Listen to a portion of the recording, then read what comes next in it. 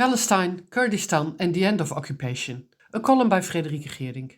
A Dutch friend of mine who has been going to Gaza for 3 decades just wrote a book about the current situation in the enclave, and I assisted her with editing the manuscript. Educational, of course, not in the least because of the comparisons that can be made between the situation in Israel and Palestine and the situation in Turkey and Kurdistan. One of the issues is, how does occupation end? And what does the term warehousing mean in this context? The book will be published in Dutch under the title Never Again is Now. Author is Anja Meulenbelt, a well-known intersectional feminist and author in the Netherlands, who has been a senator too. She's been going to Gaza since the early 1990s and knows the local situation very well. Occupations, Meulenbelt writes, are usually temporary. They either end by giving the territory back to the other party, usually after a war, or by the annexation of the land. For Israel, both are impossible when it comes to Palestine. Giving land back to Palestinians, big and unified enough to build a state, is what Israel has never considered. In their birth myth, there was no nation on the land they occupied to begin with, so whom to give the land back to? But annexation is also impossible, because that would include the people. If Israel annexes Gaza in the West Bank, Jews would no longer be the majority, and that poses problems for the Jewish state. This is where the term warehousing comes in,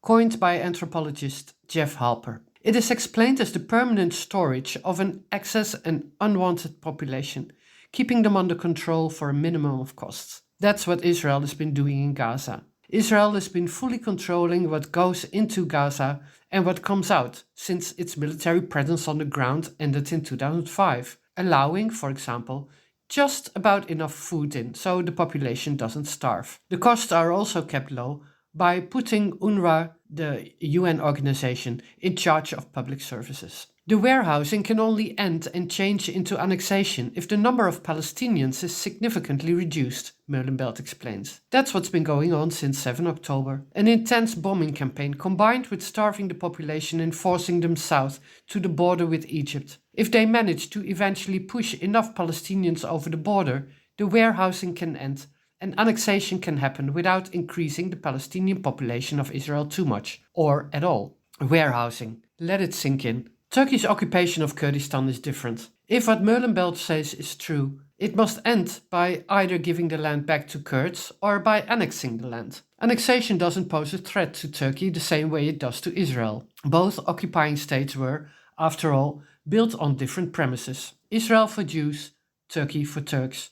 Israel pushes Palestinians off the land or warehouses them for the time being, because Palestinians can't become Jews.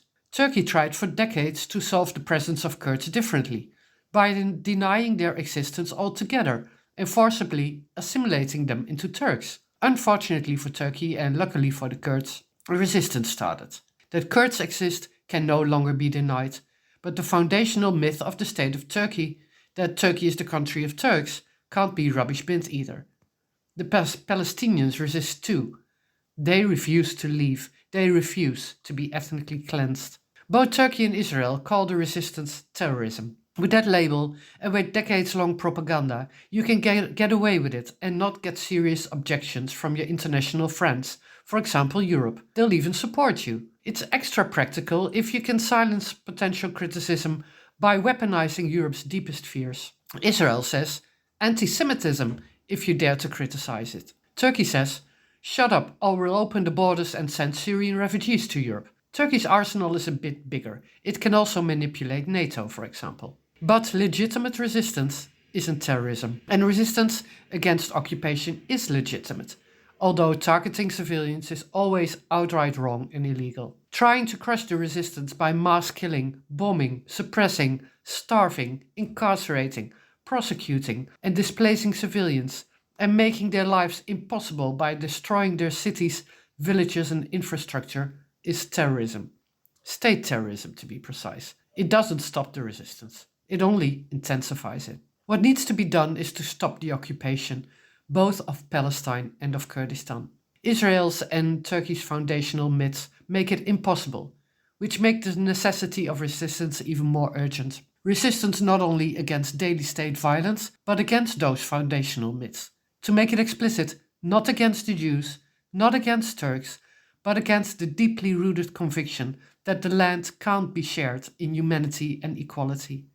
It can, it must be, because the alternative is permanent annexation and the oblivion of Palestinians and Kurds. We can never allow that to be the end of the occupation. Frederike Geerdink is an independent journalist. Follow her on Twitter, @Geerdink, or subscribe to her acclaimed weekly newsletter, Expert Kurdistan. The link is in her Twitter bio.